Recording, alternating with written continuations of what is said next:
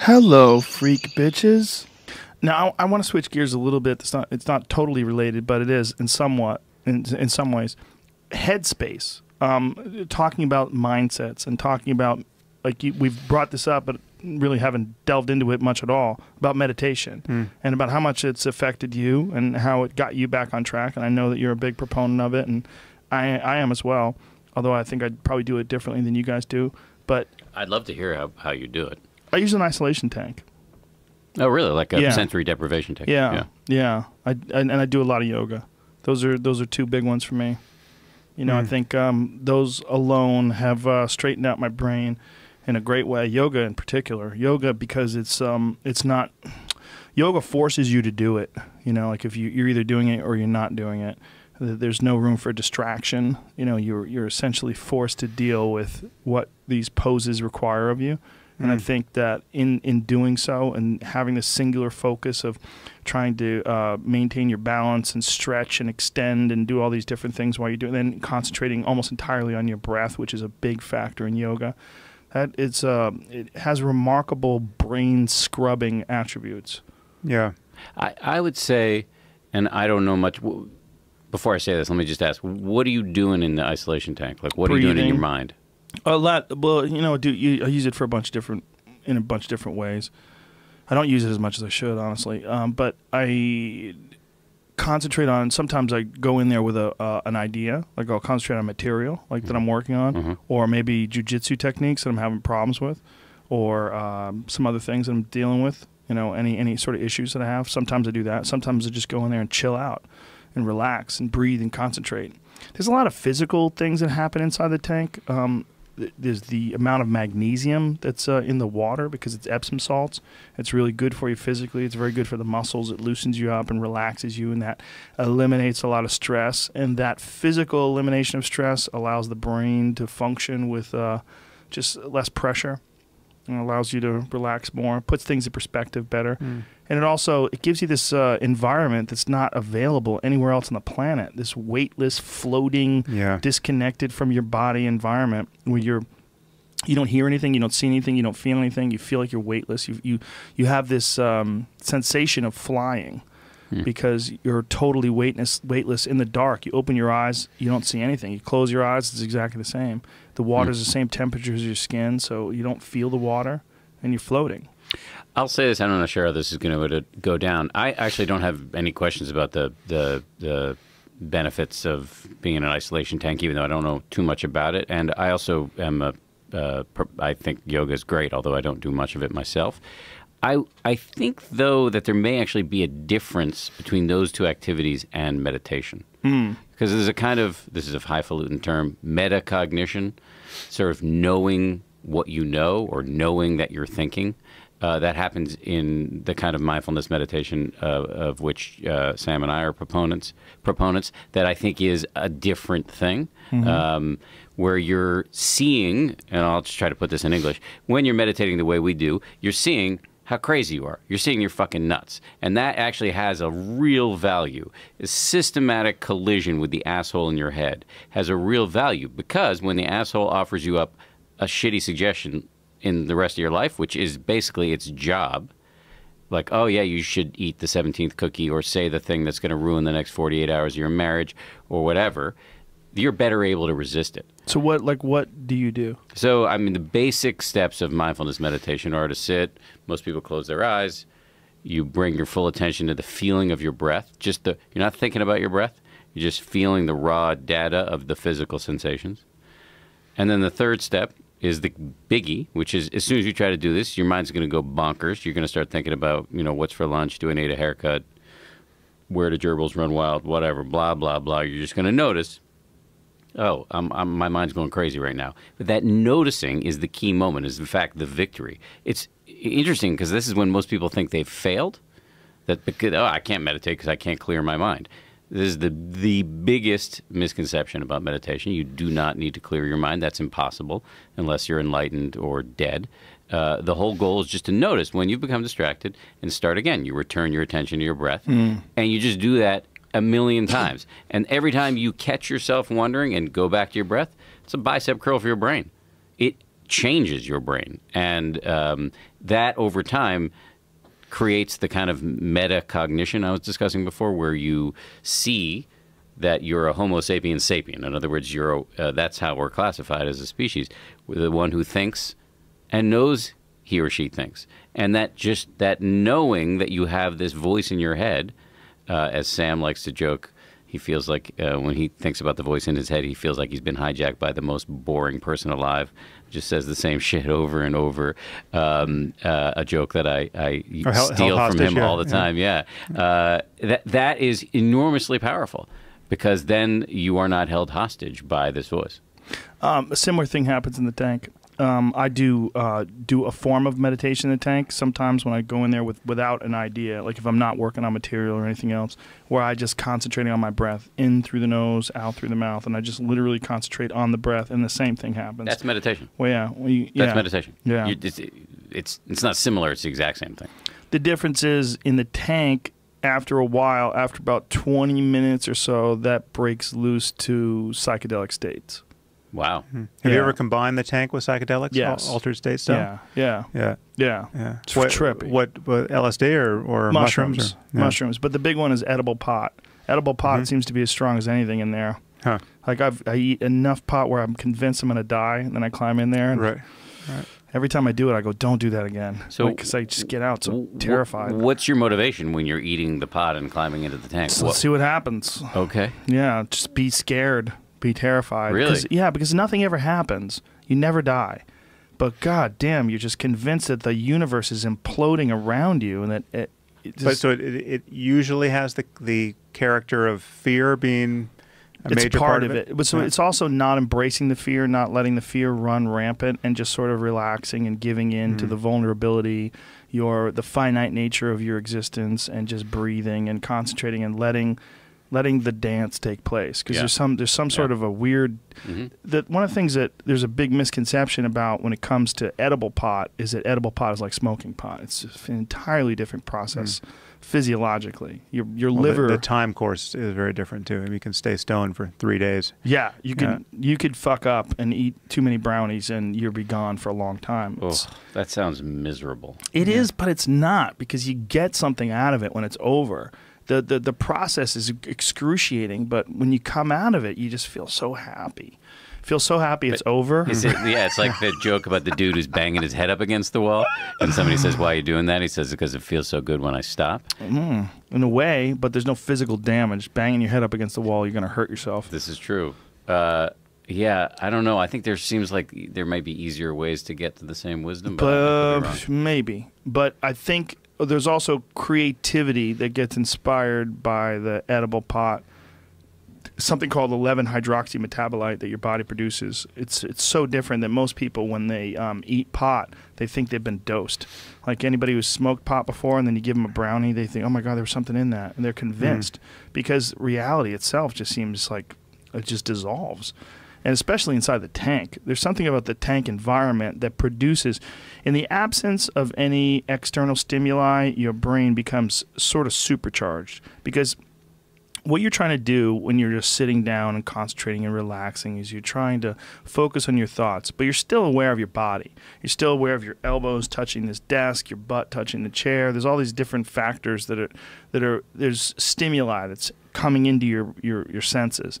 Whereas in the tank, there's none of that, virtually. It's almost completely eliminated. There's some, but you can phase that stuff out. Like you could still feel the water a little bit if you think about it. You could still, sometimes you bump into the wall and you have to like center yourself and you have to like relax again and make sure you're not moving so that you don't touch things, which can kind of dissolve the experience.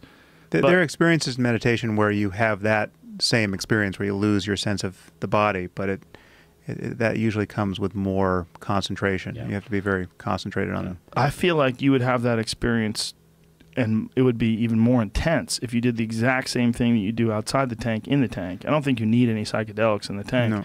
It's one thing I tell people when they ask me, should I get high before I do it? I'm like, no, just do it. Just do it. If you decide after a while, if you've done it 3 or 4 times, you're like, I wonder what it's like if I just take a little bit of a hit of pot and see where it takes me. And there's nothing wrong with that. It's not going to hurt you. You know, if you're a type of person who enjoys marijuana or whatever. But the tank alone by itself, just the absence of sensory input, your brain goes to a very, very different place. And as long as you can relax, as long as you don't think too much about the fact that you're in the tank, just concentrate entirely on your thoughts, entirely on your breath. And again, let all those crazy, like, where do hamsters live, like all that shit. Let all that stuff run wild through your mouth. But I feel like in the tank, at least, that gets to a certain spot and then it stops existing. And then the psychedelic state takes over. Yeah, well, it depends on what the goal is. I think there can be many different goals of meditation or quasi-spiritual practice, and they're distinct. So I mean, the center of the bullseye for me is not suffering unnecessarily, right? So one thing that mindfulness gives you is, I mean, so it's compatible with every experience you can have. I mean, there's nothing in your experience that isn't an appropriate object of meditation. Most people start with the breath because it's just a very convenient thing to start with. But once you know how to do this particular practice, your goal is to just be clearly aware of whatever your experience is in each moment. So emotions arise, thoughts arise, sounds come in. Your attention is wide open to whatever your experience is. So it's not like, so nothing in principle is a distraction. I mean, you could be meditating right next to a construction site, and the sound of the hammers is just as good an object of meditation as the breath or anything else. So there's nothing, everything is included. But the superpower you're after, which you actually can acquire through this practice, is to realize that virtually all of your psychological suffering, and actually arguably virtually all of your physical suffering, I mean, the difference between physical pain and suffering, which, I mean, those two are not quite the same thing,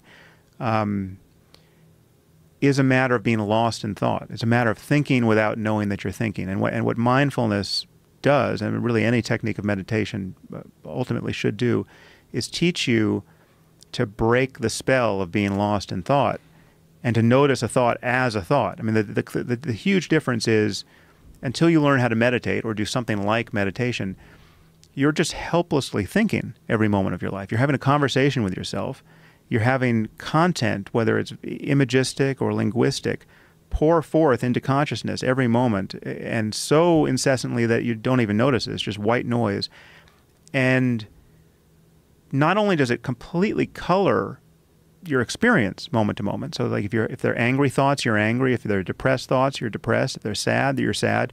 So you become your thoughts, but you also feel identified. You feel that you are the thinker of your thoughts. You feel like a self, and it's completely structured by this flow of mentation every moment, and it produces everything you do. It produces all of your intentions and your goals and your actions. And he said this about me, and now I'm going to say this. I mean, so it's like it's everything coming out of you is born of this same process. And meditation is a way of recognizing that consciousness, I mean, what you are subjectively, is this prior condition of just awareness in which everything is showing up: sounds, sensations, and thoughts. And thoughts can become just other objects of consciousness.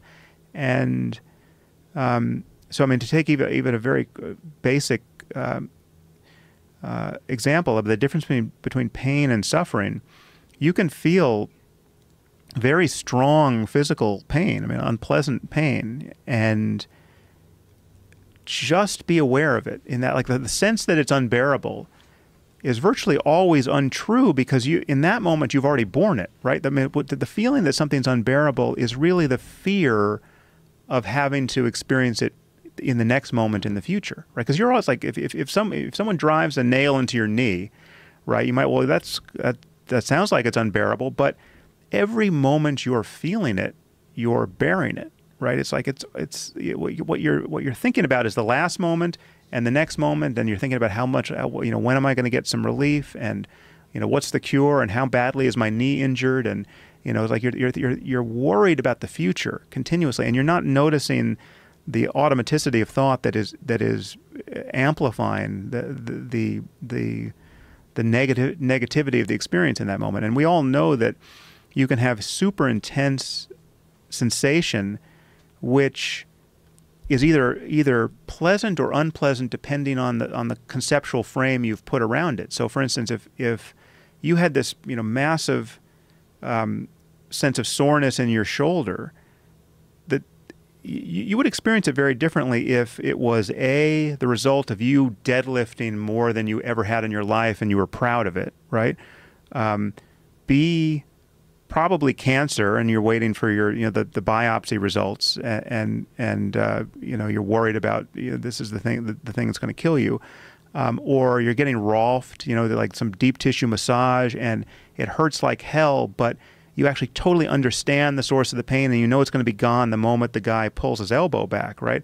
So it could be the exact same sensation in each one of those, but the conceptual frame you have around it totally dictates the level of psychological suffering, it can dictate the total absence of psychological suffering.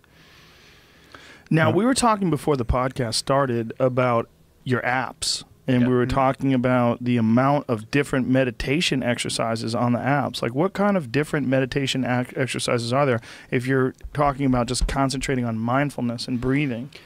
As it turns out, you can iterate off of that basic exercise in infinity, essentially. Because you talk about not only,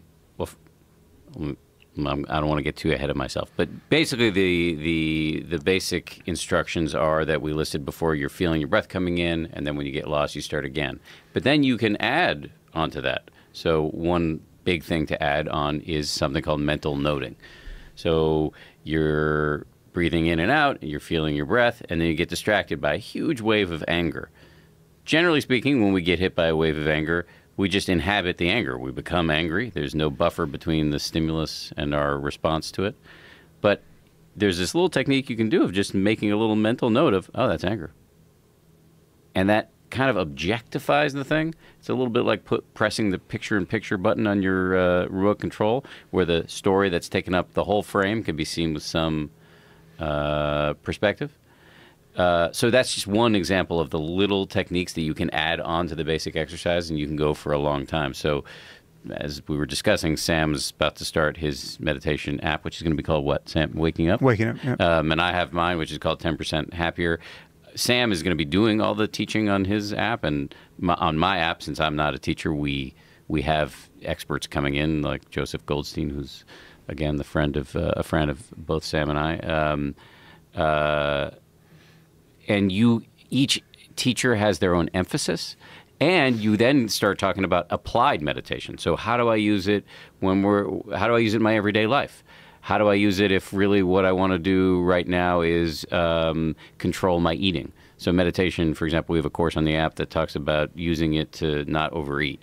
By the way, I'm terrible at this, but you can use your mindfulness, your ability to know what's happening in your head at any given moment without getting carried away by it, to not overeat. Notice, I'm having this urge right now to eat, as I did last night, an entire bag of malted chocolate in my hotel room, but I can ride that urge and not do the thing that I know is stupid. So anyway, that's just a little taste of how you can take meditation and bring it in kind of numerous directions. Do you guys feel competitive? You both have apps? No, his isn't even out yet. Mine's not out yet. No, I feel not yet. When his comes out and completely cannibalizes mine, then we'll yeah. See how happy he is for me. I actually 10% happier. I'll be like negative 500% happier. What's 10% of zero? Yeah, exactly. No, I actually think I'm of the view. Now that I've been in this meditation app business for a little while, I don't think it's Uber. I don't think the business model is that there's just one huge app that everybody uses and maybe there's some distant, second. I actually think it's a little bit more like fast food. I think there's going to be a bunch of big players, and you may switch back and forth. I think it's does one need an app? No, you don't. But the thing that's useful, and it's really useful at any level of expertise in meditation, at least this kind of meditation, is having someone guide you. Yeah, it's like a mindfulness alarm that's constantly going off at periodically over the course of 10 minutes or 20 minutes or however long you're sitting.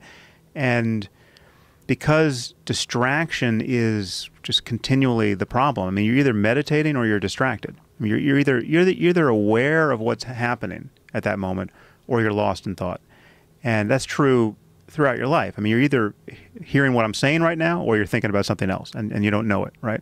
Or you're either reading the book you're intending to read or your mind is wandering, you're going to have to read that paragraph again. So this failure to concentrate, this failure to be able to focus on what you're intending to focus on is just this universal problem of human consciousness. And so meditation trains that, and the other benefits follow, but the having a voice in your head reminding you that you're even attempting to be meditating is very powerful. Yeah. Even if it's your own voice. I mean, when I'm listening to a meditation that I recorded, just my own voice reminding me that I'm supposed to be meditating, it works like any other voice, you know, and it's